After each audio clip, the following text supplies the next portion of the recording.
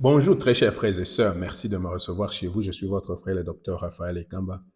Merci pour les likes, merci pour les commentaires, merci pour le partage, merci pour les cœurs, merci aussi pour, je ne sais pas si j'ai dit le likes.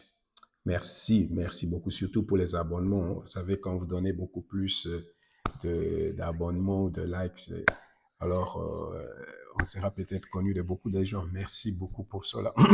Alors d'abord, hein, je veux répondre à Madame Pascaline Kassongo.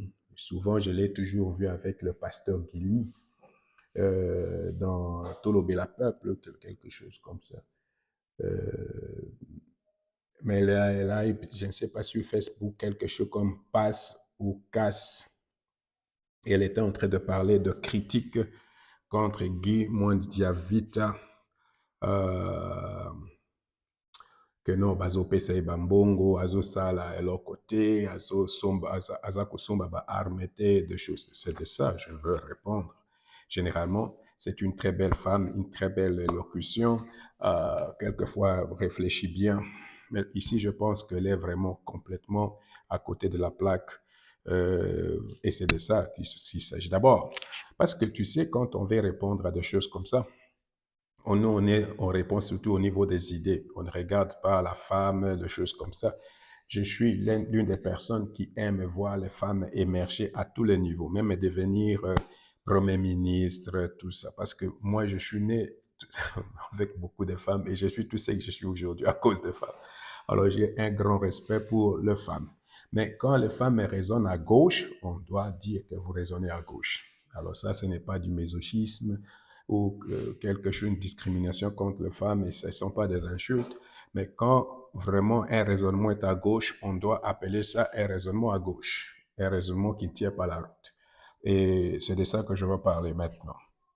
Euh, je vais répondre à tout ce qu'elle a dit après, mais dans un premier temps, parce qu'il faut toujours circonscrire les contextes, pour que, damit, ça c'est l'allemand, vous voyez, ça se mélange toujours, pour que vraiment on place les choses dans leur contexte.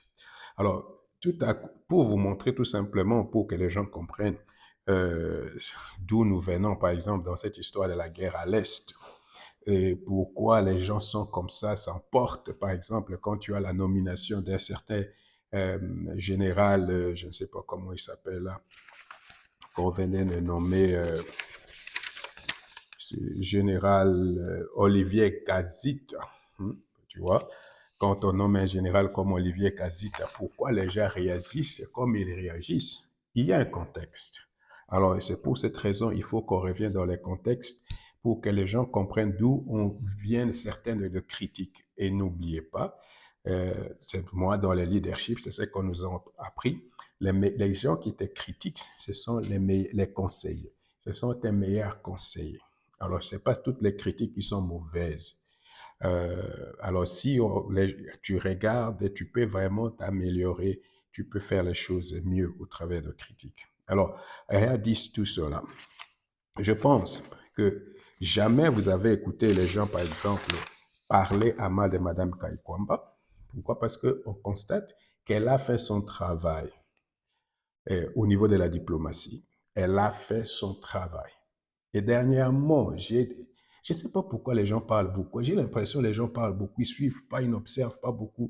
Il faut observer. Observation, c'est une méthode scientifique. Vous observez et après de cette observation, vous tirez quelques conclusions.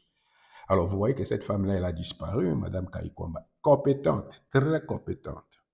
Alors, dernièrement, j'avais suivi son interview avec Monsieur Roger Moult quand Mme Kaikwamba a dirigé la présidence, après la présidence du Conseil de sécurité, quand le Congo était à la présidence du Conseil de sécurité.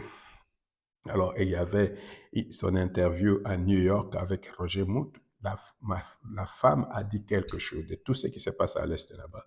Comment les peuples sont en train d'être remplacés, les Congolais sont en train d'être remplacés par le Rwandais à l'Est. Ça, déjà, c'est un autre problème.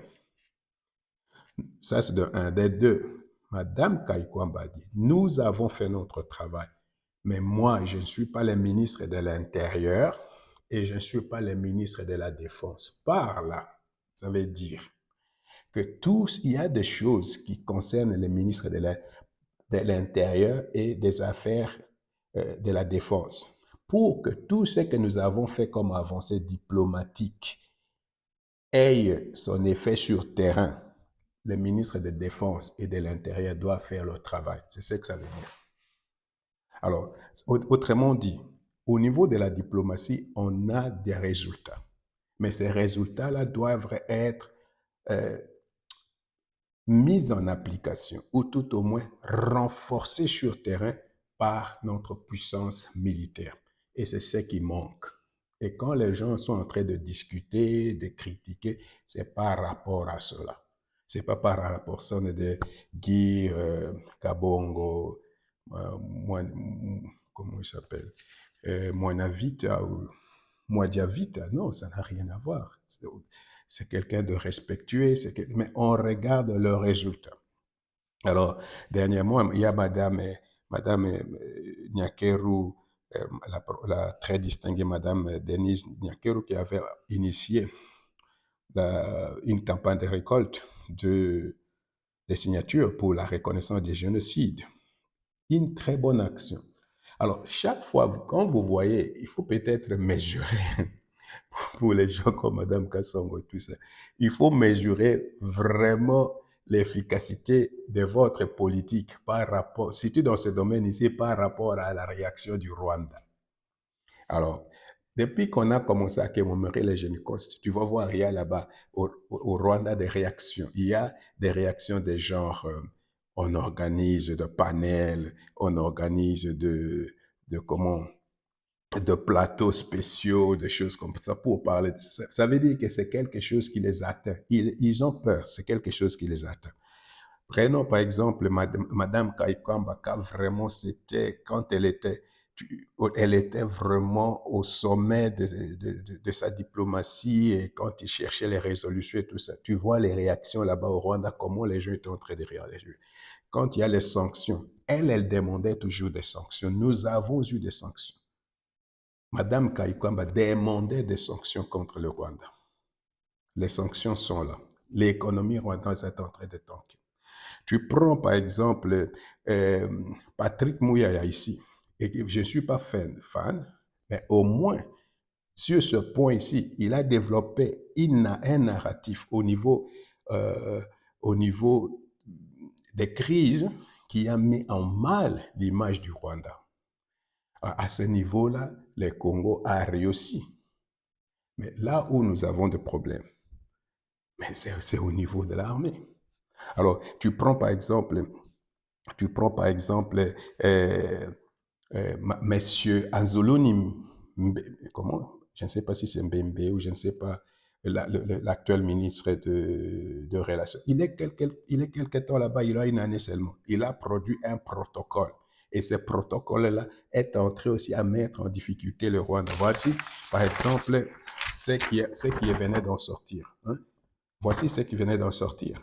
Donc, on est en train de réagir maintenant. Par exemple, dans une déclaration conjointe, les États-Unis, la Belgique, le Canada, le Danemark, l'Union européenne, la France, l'Allemagne, le Pays-Bas, la Suède, la Suisse et le Royaume-Uni disent prendre bonne note de l'annonce faite le 28 juillet par le gouvernement congolais concernant la signature de ce protocole par une fraction de FDLR. Autrement dit, on va prendre les pays de FDLR qui est là-bas à l'Est et puis on va les remettre en témoin. Ça, ce sont des pays qui sont témoins.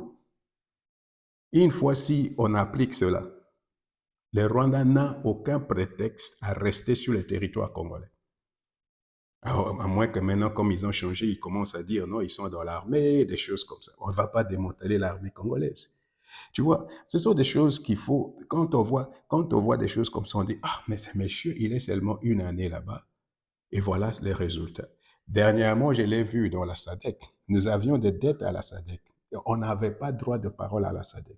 Ces messieurs, on a payé, et ces messieurs ont pris la parole à la SADC. Non pas seulement pris la parole, mais a informé tous les pays de la SADC de ces protocoles. On est en train d'enlever ces prétextes au Rwanda. Mais le vrai problème maintenant, c'est que tous ces efforts diplomatiques, tout ce qui s'est fait au niveau diplomatique, tout ce que nous avons comme succès au niveau diplomatique va à l'eau ou tout en fait être complètement annulé par notre faiblesse militaire, notre faiblesse au niveau de front. Parce que si il y avait quelque chose qui s'est passé au niveau de front, ces problèmes ici seraient déjà finis. Oh, c'est difficile d'expliquer ces choses. Tout au moins, pas, tout simplement pour la gouverne de Madame Kassongo et tous ceux qui vont suivre. Je suis d'avis qu'il n'y aurait pas cette histoire de dialogue national, il n'y aurait pas ces histoires de Doha, il n'y aurait pas ces histoires, tout ce qui s'est dit autour de même la difficulté maintenant de changer la constitution, si l'armée pouvait faire son travail là-bas à l'Est, si on avait récupéré les terrains à l'Est, si on avait infligé une défaite au AFC M23 dans une des grandes villes ou d'un territoire, il n'y aurait pas ça. Les momentum auraient déjà changé. Les narratifs auraient déjà changé. Et même les puissances que je vois qui ont signé ici, qui ont demandé, vont changer même leur façon de penser. Alors, le vrai problème, et c'est là où la force même du Rwanda et la force même des gens de AFCM 23, c'est qu'ils pensent qu'ils sont beaucoup plus forts que nous sur le terrain militaire. Donc, on peut discuter. Ils peuvent perdre au niveau diplomatique, ils peuvent perdre, mais tant qu'ils contrôlent des territoires, et ils sont même en mesure d'en gagner, parce que les rapports des Nations Unies montrent qu'ils ont gagné du terrain. Pendant tout ce temps ici, ils ont gagné du terrain, ils ont gagné au moins, je ne sais pas, 35%, je ne sais pas, du terrain. Mais les gens parlent des choses, je ne sais pas si c'est... Je ne sais pas pourquoi, mais je m'imagine, c'est pour défendre quelqu'un, peut-être pour défendre, mais les réalités sur le terrain disent autre chose. Alors, beaucoup de gens, nous sommes en train de critiquer les accords de Washington, que non, depuis que les accords ont été signés, sur place, il n'y a pas d'avancée. Mais pourquoi il n'y a pas d'avancée? Ce n'est pas parce que le Rwanda, à cause des FDLR, il n'y a pas d'avancée parce que notre gouvernement n'est pas à mesure de récupérer les territoires par la force. C'est tout simplement ça. Alors, il ne faut pas, si vous vous remettez maintenant entre les mains de la France et des États-Unis, alors ils vont vous faire danser comme ils vont vous dire faites ceci, faites cela. Mais si notre armée était organisée et si notre armée était forte et que nous, on pouvait avoir du répondant par rapport, enlever ce prétexte-là par la force, faire réfléchir le Rwanda, changer l'impact psychologique de la guerre. Nous sommes affectés par la guerre, mais il faut qu'au Rwanda aussi les gens soient affectés par la guerre. Regardez ce qui se passe en Ukraine. C'est une grande puissance, la Russie, mais l'impact psychologique de la guerre a changé, n'est-ce pas? Parce qu'on attaque aussi à Moscou. Alors, souvent quand on parle de ces choses-là, les gens pensent non, c'est quelqu'un a été payé pour venir parler de Guy Kabongo Mwandia vite. Non, c'est pas ça le problème. Le problème, c'est le problème du résultat. On veut avoir du résultat sur terrain. Alors, ayant dit cela, nous voulons maintenant venir un peu à ce que Madame a dit pour faire réfléchir à la Madame et à beaucoup d'autres gens qui pensent comme elle, surtout les gens de l'UDPS.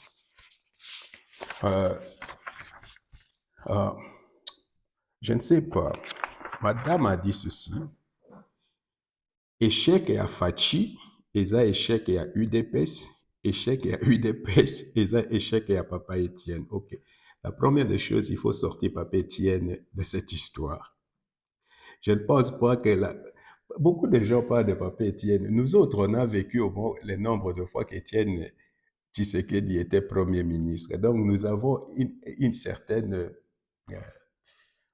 un certain souvenir de quelques jours qu'il était Premier ministre. Donc, il faut sortir Étienne Tshisekedi de ces choses. Parce que ce qu'Étienne Tshisekedi allait faire, je ne pense pas que c'est ce qui est en train d'être fait maintenant. Donc, il y a vraiment...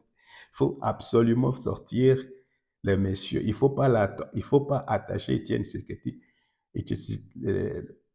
et comment le legacy d'Étienne Tshisekedi avec ce qui se passe maintenant. C'est vraiment, il faut séparer ces choses-là. Parce que ce combat et ce qui se passe actuellement, ce sont deux choses différentes. Alors, ça, c'est la première des choses. Maintenant, la deuxième des choses, je ne pense pas que si Félix-Antoine Tshisekedi échoue, c'est l'UDPS qui échoue. C'est plutôt les pays qui échouent. Alors, c'est pour cette raison, nous, quand on parle de ces histoires ici, de la guerre, je suis peut-être la première personne, et je dis peut-être parce que je ne sais pas si quelqu'un l'avait dit avant moi, avoir dit que Félix Tshisekedi a une mission. Félix Tshisekedi est appelé pour accomplir une mission. Alors, cette mission-là, ce n'est pas au profit de l'UDPS. Cette mission-là, c'est au profit de notre pays. Donc, il s'agit ici du pays. Et si Félix échoue, c'est le pays qui échoue. Ce n'est pas l'UDPS. Si Félix échoue, c'est nous qui échouons. Tout le Congo échoue. Surtout que depuis 30 ans, nous sommes habitués à être clochardisés, à être vraiment, à être sous la coupe du Rwanda, à être colonisés mentalement, économiquement, militairement par le Rwanda. Et c'est ça même ce qui va faire entrer Félix-Antoine Tshisekedi dans l'histoire de ce pays et de dérwandariser le Congo. C'est ça la mission. Alors, et dans cette mission-là, l'armée joue un rôle important. L'armée joue un rôle important. Il s'agit du pays et pas d'un parti politique, pas d'une personne, mais du pays.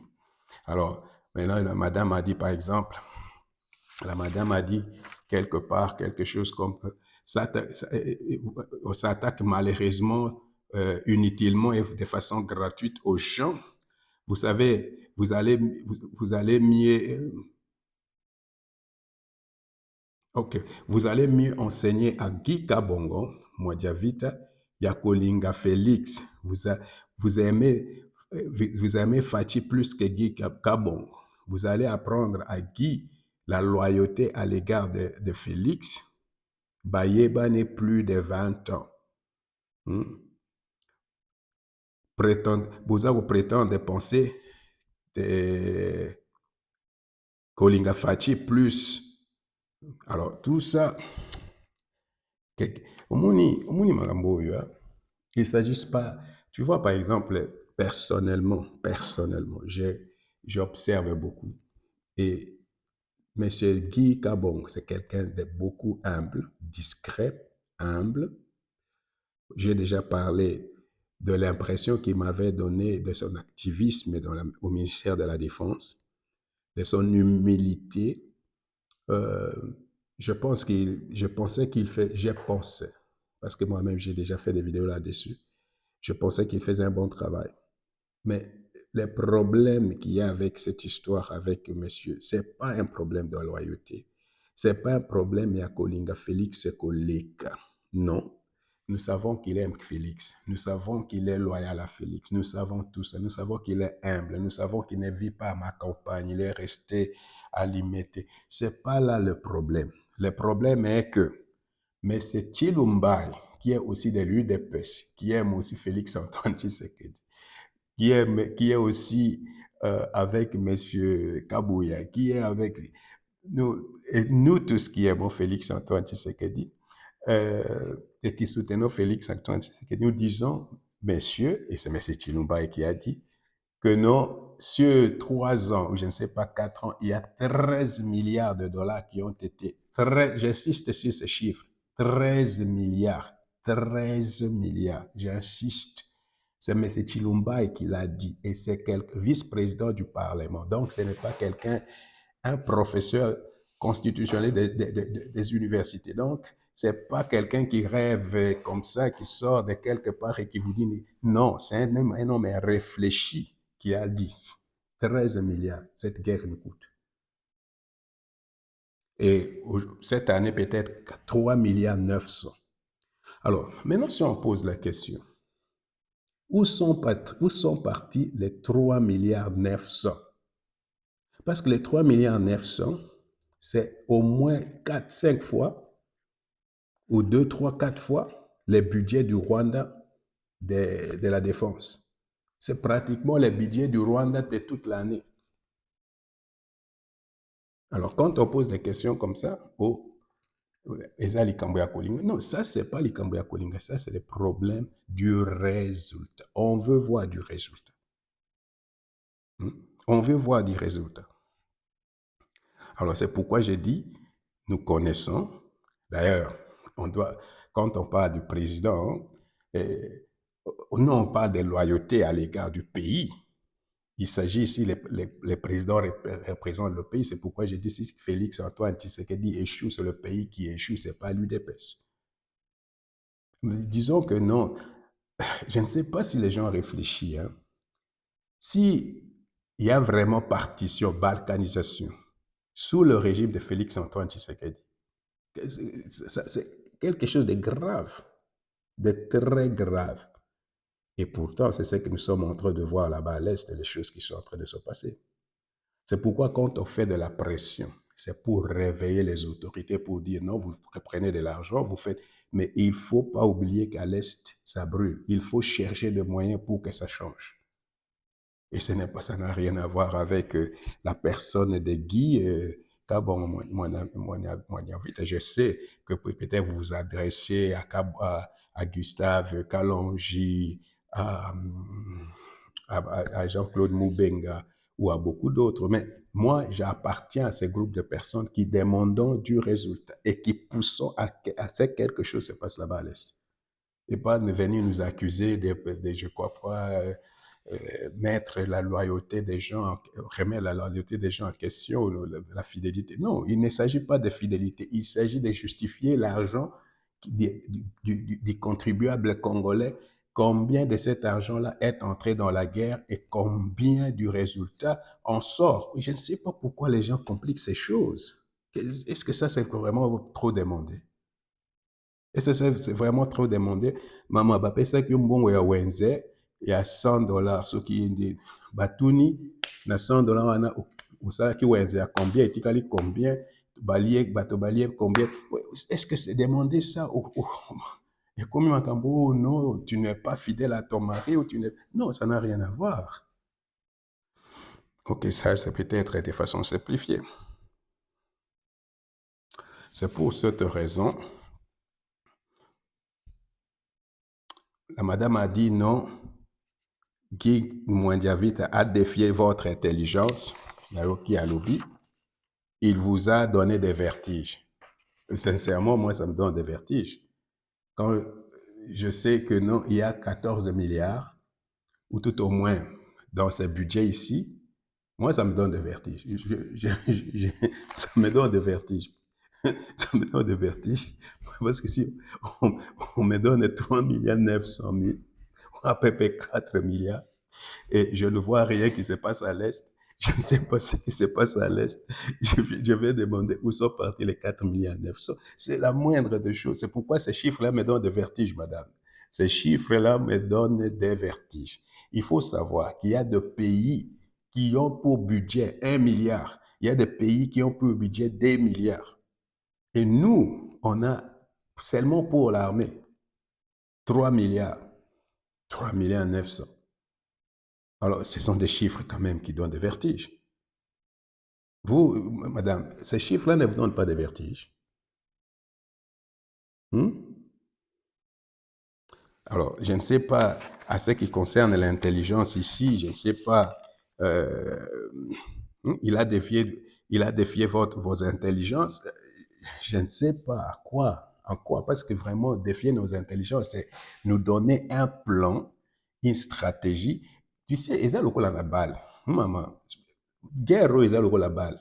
Vous en montrez, entraîner moko azwi vraiment équipe ya mabe a changer yango mbala moko atindiki yango na ndenge moko boye bino bozomona kuso stratégie ya jeu bazokende wapi tout ça c'est ça mais je ne sais pas ça va défier l'intelligence des gens quoi parce que je ne vois ni concept ni plan ni stratégie rien en laissant au contraire c'est un désordre. C'est un désordre. Il y a un monsieur là que je vois, je crois, je l'ai regardé moi-même sur Télé Chaba, sur Télé Chaba, qui parle de il faut pendre, il s'appelle comment, j'ai son nom, attends, Monsieur Pierre Verjean. Monsieur Pierre Verjean, il est professeur à Liège, à l'Université de Liège, avec Kabamba, tout ça, Bob Kabamba. Il a dit, fusiller les généraux félons. Pourquoi? Parce qu'il n'y a pas de chaîne de commandement claire et effective. Vous voyez, il y a une chaîne de commandement claire et effective là-bas à l'Est. Je sais pas. Mais on observe les mêmes choses, ou on vit dans les mêmes. Ok, moi je ne vis pas dans les mêmes pays, mais on suit les mêmes choses. Vous voyez ça? Vous allez comparer la guerre de l'Iran avec les États-Unis, avec Israël, et ce qui se passe là-bas chez nous. Vous allez comparer la guerre qu'il y a là-bas en Ukraine avec la deuxième puissance militaire du monde, et vous allez comparer avec la nôtre. Je ne sais pas. Vous voyez là-bas un plan, vous voyez là-bas une stratégie, vous voyez une chaîne de commandement vous voyez là-bas une stratégie, vous voyez un plan.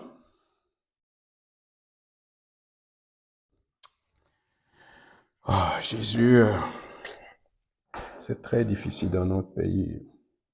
Très difficile. Quelquefois, ça fait mal. Alors, je vais donner seulement quelques éléments, madame, pourquoi les gens critiquent M. Modiavita et l'état-major. N'oubliez pas que le président de la République n'est pas un militaire. Des deux, au niveau diplomatique, lui-même a dit, quand il a vu qu'au niveau de l'armée, ça ne marche pas, c'est alors, c'est ce qu'il venait de dire dans la dernière conférence, non? C'est alors qu'il a mis l'accent sur la diplomatie. Alors, depuis tout ce temps que Guy Modiavita est là, depuis tout ce temps qu'il y a les chefs d'état-major, donc ils ne sont toujours pas arrivés à concocter un plan, une stratégie pour récupérer les villes de Goma, de Bukavu et tout ça.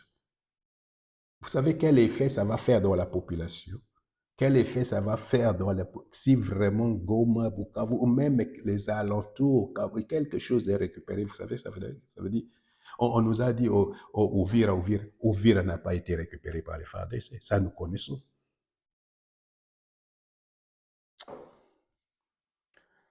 Alors, ce que les gens critiquent, madame, c'est le manque de transparence.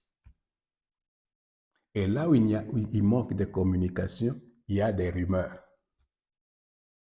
C'est seulement dans notre guerre que je ne vois jamais les ministres de défense, je ne vois jamais les chefs d'état-major passer devant les médias pour nous dire qu'est-ce qui se passe vraiment à l'Est. On envoie des communiqués, soit pour justifier qu'on a reculé, soit pour justifier pourquoi on a perdu, soit pour justifier.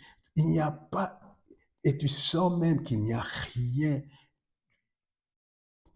Tu ne sens pas vraiment que c'est une armée forte qui veut reprendre, tu ne sens pas. Avoir le manque de transparence. C'est pourquoi les gens parlent de la mafia qu'il y a dans l'armée. Dernièrement, là, j'étais en train de regarder Madame Chancelagneuse, c'était hier. Hein. Elle parlait d'un officier qui était là-bas et qui était, je ne sais pas, dans la logistique. Et tout ce que nous, on était en train d'acheter comme armes, avant même qu'on achète, le Rwanda connaissait déjà. Le Rwanda connaissait déjà, on venait de l'arrêter. Hier. Alors, quand on pose des problèmes comme ça, comment expliquer que c'est toujours les mêmes personnes qui occupent des postes stratégiques dans une armée d'au moins 150 000 hommes? Comment expliquer, par exemple, que ces messieurs ici, Gassita, ou je ne sais pas comment ça s'appelle, mais ces messieurs ici, Gassita, est toujours généraux de FARDC, le général Olivier Gassita, réapparaît dans toutes les nominations, que ce soit dans l'Est, maintenant il va au Chab. Et là, c'est très dangereux. Pourquoi dans une armée comme ça, quand on pose des questions comme ça, vous venez, vous dites, oh non, pourquoi c'est toujours la même personne? Dans la conduite de la guerre, pourquoi c'est toujours les mêmes personnes? Pourquoi les gens, par exemple, comme les Ndima, les Kachamak ici, qui étaient dans l'Ituri, pourquoi ces gens-là, on ne leur donne pas de visibilité, de force, de, de responsabilité? Parce que comme un Kachama aussi, même les Kabouiki ici qu'on est en train de louer, pourquoi on ne lui donne pas? Pourquoi c'est toujours les mêmes personnes, les gens qui n'ont pas de résultats, et ce sont ces gens-là à qui on donne toujours des responsabilités? Je ne comprends pas cette logique. Et c'est ce qui étonne. Donc, dans cette armée-là, il n'y a pas d'autres personnes que Kassite.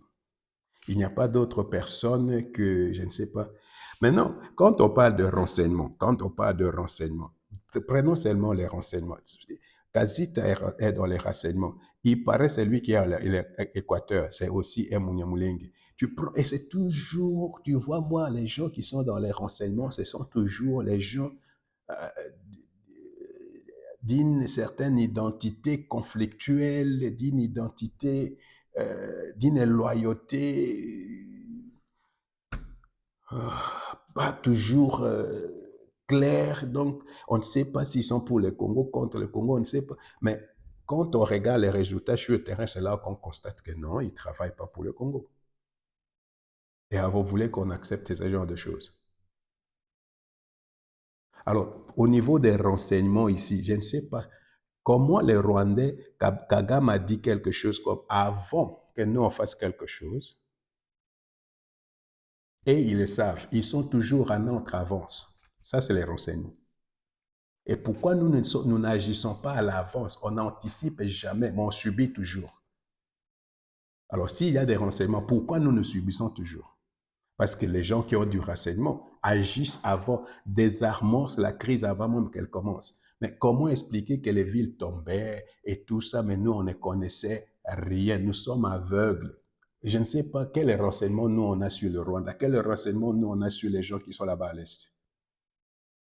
Alors, comment expliquer que nous sommes complètement aveugles? Ces gens-là avancent comme vraiment un couteau dans le beurre. Ils font ce qu'ils veulent là-bas. Les Nangas circulent comme ils veulent. Les Bissima circulent comme ils veulent. Ils nomment les gens et tout ça. Et vous venez nous dire que non, on demande à tel général des choses comme ça. Et c'est là où je trouve que non, c'est mal réfléchi. C'est mal réfléchi et pas cohérent. Parce que normalement, là, ce qui fait une armée, c'est son renseignement. Alors, s'il y avait vraiment dernièrement, mais le Rwanda disait, non, nous avons nos mesures de défense, on reste là-bas comme ça. Le statu quo nous profite. Alors, si le statu quo profite au Rwanda, l'armée congolaise doit faire quelque chose, n'est-ce pas? Oh. Maintenant, je venais de parler de planification, de la stratégie, mais je vais aussi parler de la discipline. Il y a une armée sans discipline, une armée sans stratégie. C'est pourquoi les Rwandais, ce qui fait que le Rwanda est toujours au Congo, c'est parce que notre armée est faible. Il faut dire, c'est parce qu'il n'y a pas un homme fort à la tête de cette armée. C'est parce qu'il n'y a pas un homme dévoué à la tête de cette armée. C'est parce qu'il n'y a pas un homme déterminé à dire, vous êtes chez nous, on va vous chasser de chez nous et on va vous amener. Si vous faites la guerre, on va vous faire la guerre. Vous montrez la force, nous on montre la force. Et donc, je ne comprends pas pourquoi c'était fait. Vraiment, dire des choses comme je venais de dire, cette femme, c'est justifier la faiblesse, c'est justifier vraiment les mbois, il y a copal et des choses comme ça. Les manques de détermination, les manques de concepts, les manques de choses comme ça. Ces gens ici, ce sont des gens qui devaient soutenir les prisons de la République. Alors, vous voyez, depuis que cette guerre a commencé, notre armée nous fait toujours de la honte, nous humilie. Alors, les gens qui humilient toute une nation, toute une population et des choses comme ça, et ce sont ces gens-là qui reviennent toujours, on les change. Il est à l'Est, il va à Kisangani, de Kisangani, maintenant, par exemple, là, si les négociations échouent, cette guerre va revenir des plus belles, des plus belles. Alors, madame a encore dit quelque chose comme ça avant que je termine parce que je vais pas, il faut pas indexer les généraux. Euh, les M23 fait du surplace.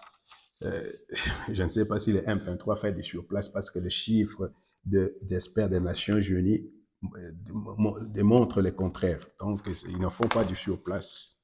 Alors, euh, on vous donne des fausses informations et vous venez parler d'exclusivité à l'information, faire de, euh, faire très attention quand on parle en matière de sécurité et de défense. Ok, là, par exemple, moi, je parle en matière de sécurité et de défense. Je ne suis pas un expert en sécurité et en défense, mais les experts en sécurité et en défense, ok, je ne sais pas si Madame Kassonga elle-même est expert en sécurité et en défense ou tout simplement c'est une façon de parler. Mais de toute façon, on ne doit pas être expert ni en sécurité ni en défense pour regarder, pour vraiment commenter ce qui se passe là-bas à l'Est. Il n'y a rien de difficile là-bas à l'Est. La seule chose, c'est qu'il faut changer les momentum. La seule chose, il faut récupérer les territoires. La seule chose qui compte, il faut infliger une défaite sanglante au Rwanda et c'est comme ça que cette guerre va finir. Pour dire, bon, je ne pense pas que la solution diplomatique va mettre fin définitivement à cette guerre. Sinon, le Rwanda va encore revenir. Mais si vous mettez de la pression sur le Rwandais et ils sentent le coup de la guerre et ils voient combien beaucoup de Rwandais meurent et même on menace leur pouvoir, c'est alors que tu vas voir, il y aura du respect. Alors, mais tant que nous, on est toujours en train de tergiverser, de justifier l'injustifiable, nos faiblesses, en train de lécher nos plaies, en train de protéger les gens qui ne produisent aucun résultat, c'est nous qui sommes dans la luntée. Ah, ça fait mal quelquefois. Alors, vous commencez à abuser, il faut ballongo le général, oh, calmez-vous, des choses comme ça. Calm down, ou je ne sais pas ce qu'elle a dit là. Bossilama. Hein? Bossilama, je ne sais pas, moi je ne connais pas, comme je ne suis pas très fort à Lingala, Bossilama. Hein? Tout ça. Alors, je vais finir ici. Il faut savoir ceci. En matière de guerre, hein, ce sont les guerres qui font des présidents et ce sont des guerres qui défendent des présidents. Je suis en train de voir les présidents en train de faire beaucoup d'efforts au niveau économique, beaucoup d'efforts pour construire les routes,